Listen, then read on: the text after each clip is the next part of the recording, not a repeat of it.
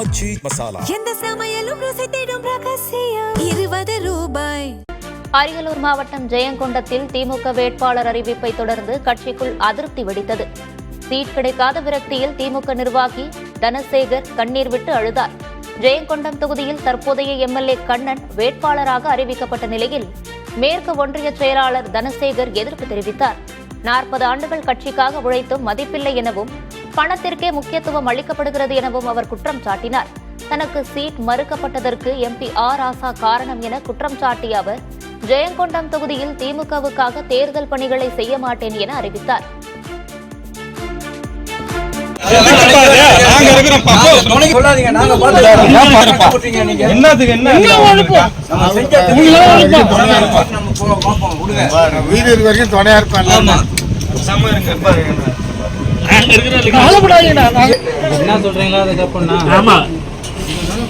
சகோதரன் நண்பர்கள் எல்லாரும் இருக்கணும். ஜாதி வித்தியாசம் எனக்கு இல்ல. நீங்க என்ன கூப்பிட்டாலும் எப்ப கூப்பிட்டாலும் நான் வருவேன். என்னால பெருசா செய்ய முடியல கூட நீங்க என்ன உங்க வீட்டுக்கு எல்லா நிகழ்ச்சியும் நான் வருவேன்.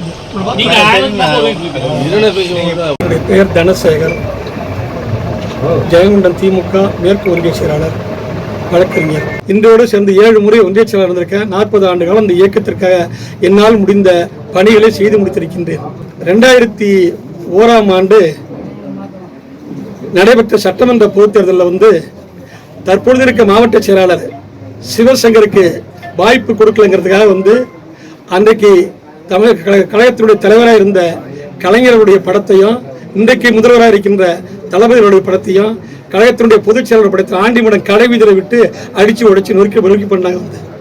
அதோடு மட்டுமல்லாமல் திமுகவுடைய வேட்பாளராக நிறுத்தப்பட்டிருந்த ஞானமூர்த்தி அவர்களை தோல்வியடைய செய்யறதுக்கும் காரணம் மாவட்ட செயலர் சிவசங்கர் தான். அது மட்டும் இல்லாமல் பூத்தி ஏஜென்டே வெளில அழிச்சிட்டு பணம் கொடுத்த பணத்தை கொடுக்காம எல்லாம் பண்ணாங்க.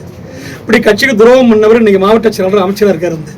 அதே போல 2016ஆம் ஆண்டு அந்த சிவசங்கர் அரியலூர் தொகுதி சட்டமன்ற தொகுதியில் தோக்கடிச்சது இந்த காசோக்கா கண்ணன் அன்னைக்கு தாப்போட ஒன்றிய செயலாளர், அவர் இன்னைக்கு சட்டமன்ற உறுப்பினர். இப்படி தொடர்ந்து திமுகவை தோற்கடித்த பொறுப்பாளர்கள்லாம் இன்னைக்கு சட்டமன்ற உறுப்பினர்களும் மத்திய அமைச்சராகவோ இன்னைக்கு மாவட்ட செயலாளர் பணியில் இருக்கிறாங்க. இது எந்த விதத்தில் நியாயம்? இன்னைக்கு நீலகிரி நாடாளுமன்ற உறுப்பினர் ராஜா தான் பண்ணார். ராஜா தான் பண்ணது. அதே போல இப்பவும் மீண்டும் 2026ல் இன்னைக்கு தலைவர் அறிவிச்சிருக்கார். தமிழ்நாடு முழுக்க மக்களுடைய எண்ணங்களை பூர்த்தி செய்யறவங்களோ மக்கள் யாரை விரும்புறாங்களோ அவங்களாக வாய்ப்பளிப்புன்னு சொல்றாரு. ஆனா ஜெயங்கொண்டம் தொகுதியில் அப்படி இல்லை, அரியலூர் மாவட்டத்தில் அப்படி இல்லை. அரியலூர் மாவட்டத்தை பொறுத்தலையும் நீலகிரி நாடாளுமன்ற உறுப்பினர் கழகத்துறை துணை பொதுச்செயலாளர் ராசா அவர்கள் விரும்பிய 2 பேருக்கு தான் இங்க எம்எல்ஏ வாய்ப்பு கிடைச்சிருக்கு. அரியலூர்ல லதா பாலு, ஜெயங்கொண்டத்தில் காசோக்க கண்ணனுக்கும் இது நியாயமான உணர்ந்து பார்க்க வேண்டும். அதோடு மட்டும் இல்லாமல் ஜெயங்கொண்டம் ஒன்றியத்தை பொறுத்தளவும் ஜெயங்கொண்டம் தொகுதியில் மொத்த வாக்காளர்கள் பாதி வாக்காளர்கள் ஜெயங்கொண்டம் தொகுதியில் இருக்கிறாங்க. ஆனால் இதனால் வரைக்கும் 60 ஆண்டு காலமாக ஜெயங்கொண்டம் யூனியன்ல யாரும் சட்டமன்ற உறுப்பினர் வந்ததே இல்லை. அப்படி இங்க இருக்கிற இயக்கத்தினுடைய பற்றாளர்கள், இயக்கத்தினுடைய தோழர்கள், பொதுமக்கள் என்ன தப்பு பண்ணாங்க?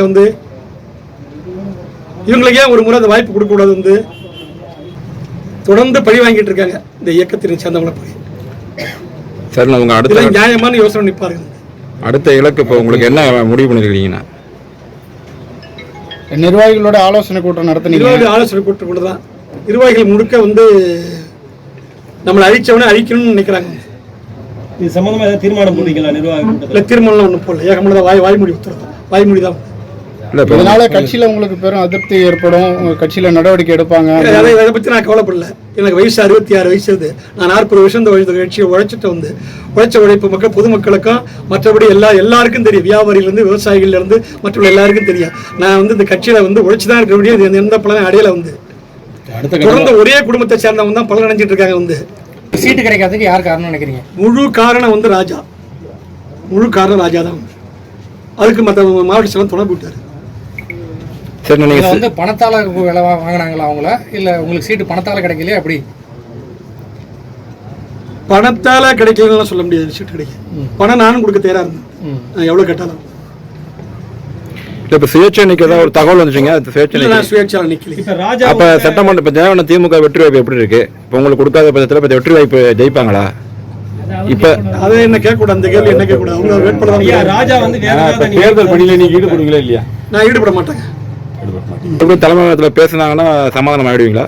இல்லை, நான் ஆக மாட்டேன். இதுக்கு மேற்பட்டு நான் சமாதானம் ஆகி என்ன பண்ண போகிறேன்? நான் கேட்குற கொஸ்டின் தான், நீங்கள் கேட்குறத விட்டு நான் இது வந்து சமாதானம் என்ன, எனக்கு வயசு 65 66. நான் அடுத்தவனுக்கு உழைக்கிறது நான் தயாராக இல்லை.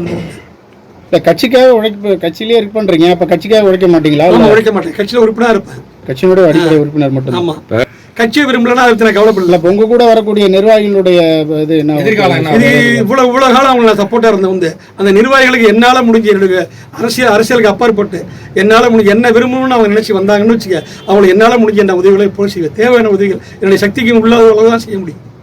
என்னுடைய சக்தி உள்ளவங்க நான் செய்வேன். நன்றி. வணக்கம். எந்த சமயம்